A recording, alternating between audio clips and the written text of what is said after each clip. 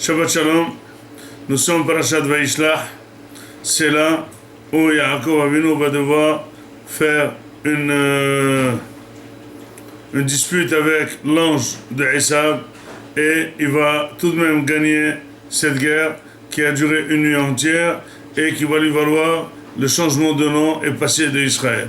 Vous savez que la différence entre Yaakov et Israël, Yaakov ça veut dire doublage, c'est doubler quelqu'un, être okev quelqu'un, c'est ne pas mériter ce que la personne a, elle l'a eu avec une combine, elle l'a eu avec un doublage.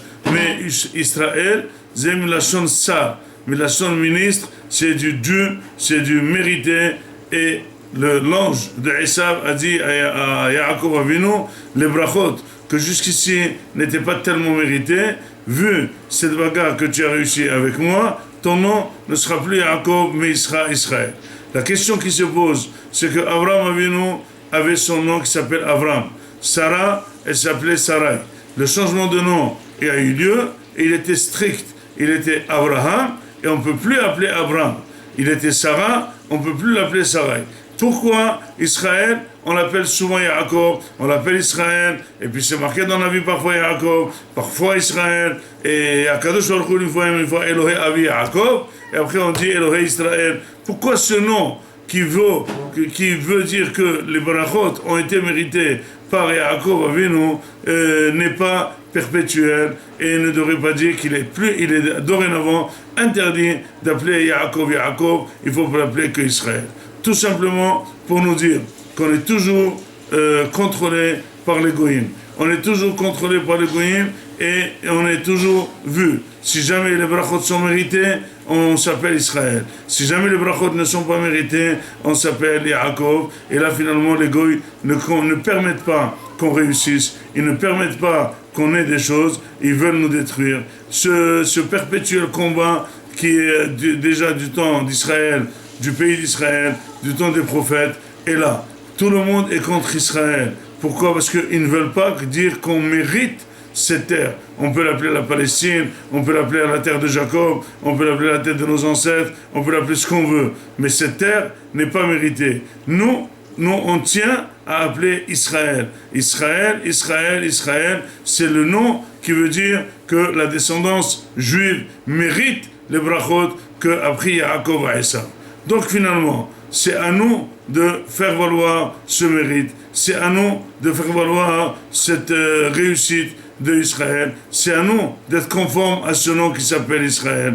Jusqu'à présent, tout le monde conteste notre existence. On l'a contesté en Allemagne, on l'a contesté en France, on l'a contesté en Amérique, on la conteste toujours en Israël. On est en train toujours de justifier notre existence. On est toujours en train de justifier que c'est notre terre. Justement, c'est marqué clairement même dans la Torah, même dans les prophètes, que cette terre d'Israël, vous la méritez tant que vous êtes bien, sinon elle va vous vomir.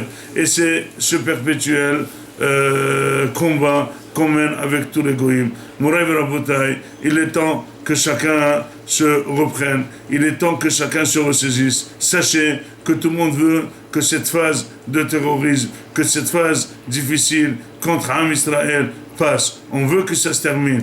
Pourquoi on veut que ça se termine? Parce qu'on veut que ça se termine sans résultat de notre part, sans investissement de notre part, sans retour butchoua de notre part. Mais Akadosh Baruch Hu persiste. Les choses se perpétuent, les tueries se perpétuent de manière très atroce. C'est justement pour dire ça ne se passera pas, ça ne s'arrêtera pas tant qu'Am Israël n'est pas Hoser B'Tshuvah. Mourav et Rabotai, nous devrons envoyer des malachim à Esav.